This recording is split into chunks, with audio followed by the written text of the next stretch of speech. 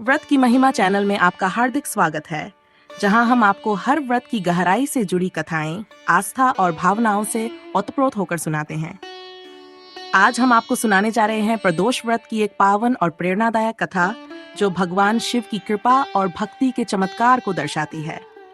हर माह के कृष्ण और शुक्ल पक्ष की त्रयोदशी तिथि को प्रदोष व्रत रखा जाता है, जो भगवान शिव को समर्पित होता है। इस दिन श्रद्धालु शिवजी और माता पार्वती की पूजा करके व्रत रखते हैं।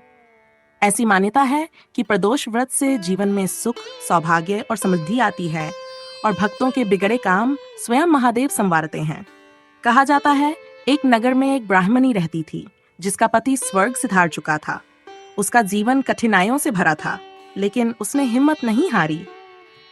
हर सुबह वह अपने छोटे पुत्र का हाथ थामे भीख मांगने निकल पड़ती, जिससे किसी तरह दोनों का पेट भर सके। एक दिन लौटते समय रास्ते में उसे एक घायल बालक कराहता हुआ मिला।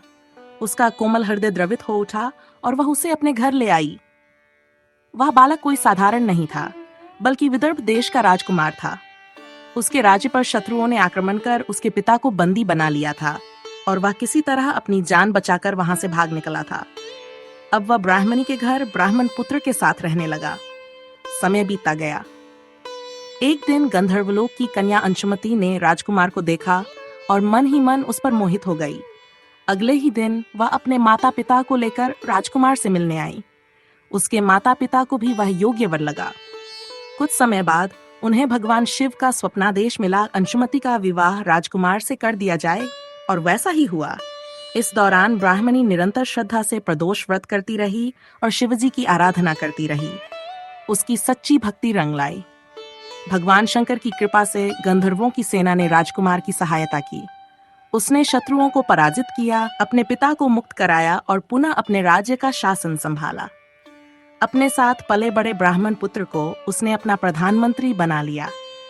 ये कथा हमें यही सिखाती है कि जब भक्ति सच्ची हो और श्रद्धा अरोल, तो भगवान शंकर स्वयं अपने भक्तों का मार्ग प्रशस्त करते हैं।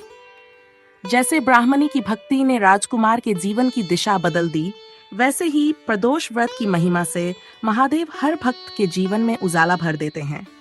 अगर आपको ये कथा भावनात्मक रूप से जुड़ी लगी हो, तो हमारे चैनल व्रत की महिमा को सब्सक्राइब करें और ऐसी ही और पवित्र कथाओं के लिए जुड़े रहें।